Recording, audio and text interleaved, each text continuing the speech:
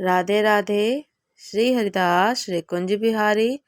कैसे हैं आप सभी लोग? आई होप कान्हा जी की कृपा से आप सभी लोग अच्छे होंगे, स्वस्थ होंगे।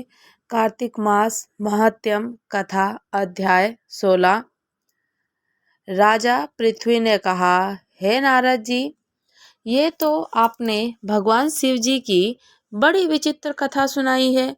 अब कृपया करके आप ये बताइए कि उस समय राहु उस पुरुष से छूटकर कहाँ गया? नारद जी बोले, उससे छूटने पर वह धूर्त बर्बर नामक से विख्यात हो गया और अपना नया जन्म पाकर वह धीरे धीरे जलंधर के पास गया। वहां जाकर उसने शंकर जी की सबसे चेष्टा कही।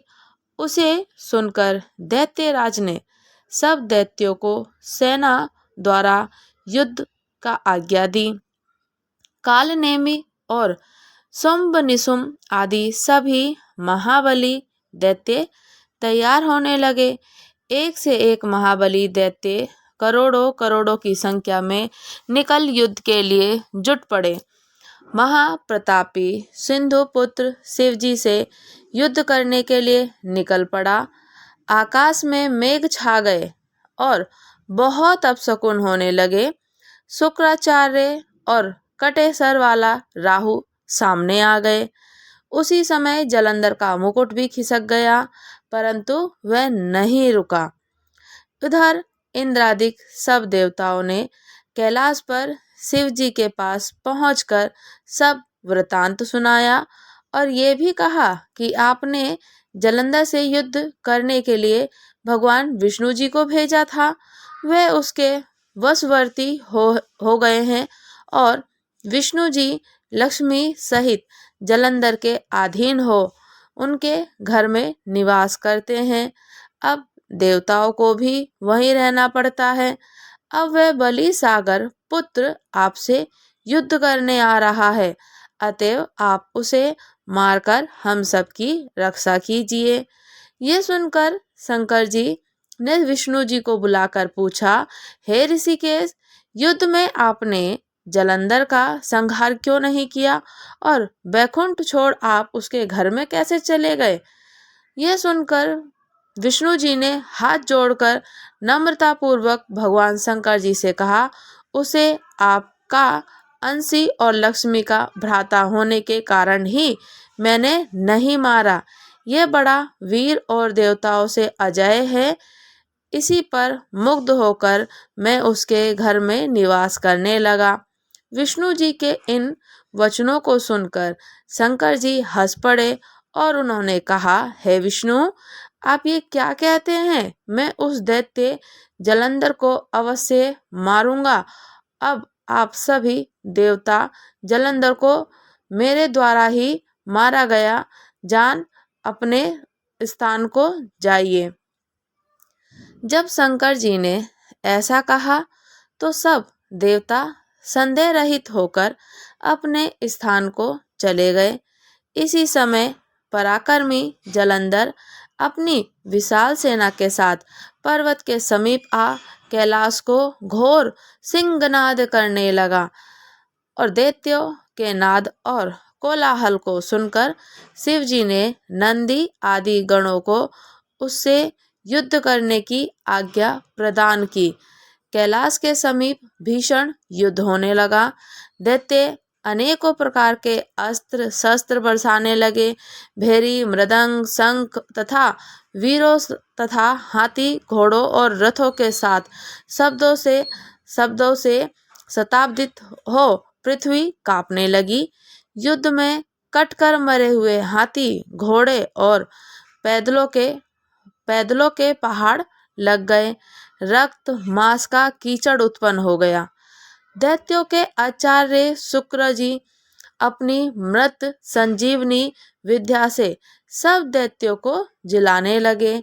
ये देखकर शिव जी के गण व्याकुल हो गए और उनके पास जाकर सारा वृतांत सुनाया।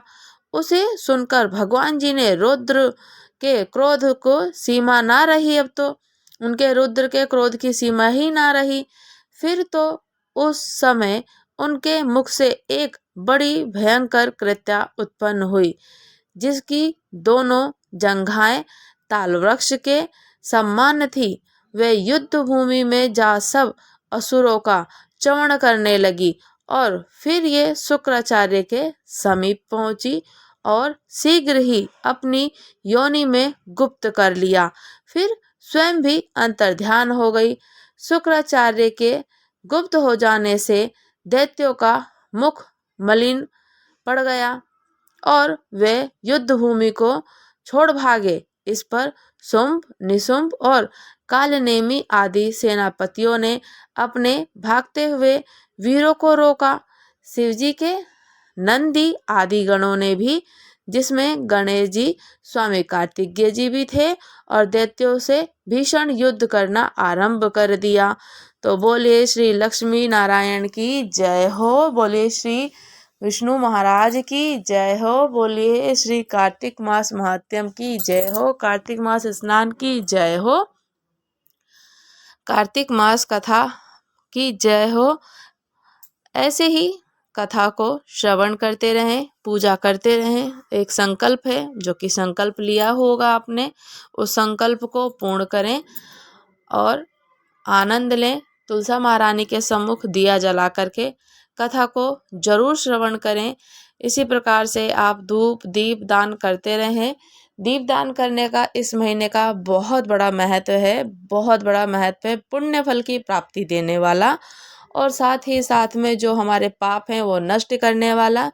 सुबह में आपको ब्रह्म मुहूर्त में स्नान करना है। जलाशय पर जा सकते हैं, तीर्थ स्थानों पर जा सकते हैं तो वहाँ जाइए। अगर आप नहीं जा सकते हैं तो घर में गंगा जल डालकर स्नान कीजिए और आनंद आएगा। आनंद के साथ ही आप ठाकुर जी को हरि नाम कीर्तन, नाम जप, उनको कथा श्रवण करा सकते हैं। उनके सम्मुख बैठ कर के आप उनसे चर्चा कर सकते हैं, बातें कीजिए ठाकुर जी से, श्री जी से। और दामोदर मास भी कहा जाता है, दामोदर मास चल रहा है वैष्णव संप्रदाय के अनुसार, तो दामोदर मास आनंद देने वाला। ठाकुर जी की खूब सारी लीलाएं चलती हैं, आनंद आनंद आनंद आनंद। तो ऐसे ही अपने ठाकुर जी के साथ लीला का अनुभव लेते रहें, कथा को श्रवण करते रहें, सुने। अगर आप सुन सकते हैं सुन लीजिए, पढ़ सकते हैं पढ़ लीजिए और आनंद लीजिए ऐसे ही। और अगर आपने अभी तक चैनल को सब्सक्राइब नहीं किया है तो चैनल को सब्सक्राइब जरूर कर लीजिएगा। लाइक कीजिए, शेयर कीजिए, कमेंट करके बताइए। और आप लोगों ने अपने ठाकुर जी के साथ में दिवाली कैसी मनाई। मैं दिवाली आप सब लोग देख सकते हैं कि हमने किस प्रकार से दिवाली की पूजा की प्रिपरेशन की है। तो जितना हो पाया थोड़ा ही तो थोड़ा ही, ज़्यादा हो तो ज़्यादा, आनंद लीजिए और ऐसे ही कीजिए। ठाकुर जी की सेवा अर्चना, लक्ष्मी महारानी की आरती करिए और उनको भी मनाइए। लक्ष्मी जी सदैव घर में, आप सभी के घर में, हमारे घर में विराजित रहें, अपनी अनुकंपा कृपा ऐसे ही बरसाते रहें। आनंद आनंद आनंद। और कृपया करके चैनल को सब्सक्राइब कर लीजिए भाई, चैनल को सब्सक्राइब करना ना भूलें और कमेंट करके ज़रूर बताना, प्यारे प्यारे से अच्छे अच्छे से कमेंट। आपका एक कमेंट करना मुझे मोटिवेशन देना। राधे राधे। श्री हरिदास, श्री कुंज बिहारी।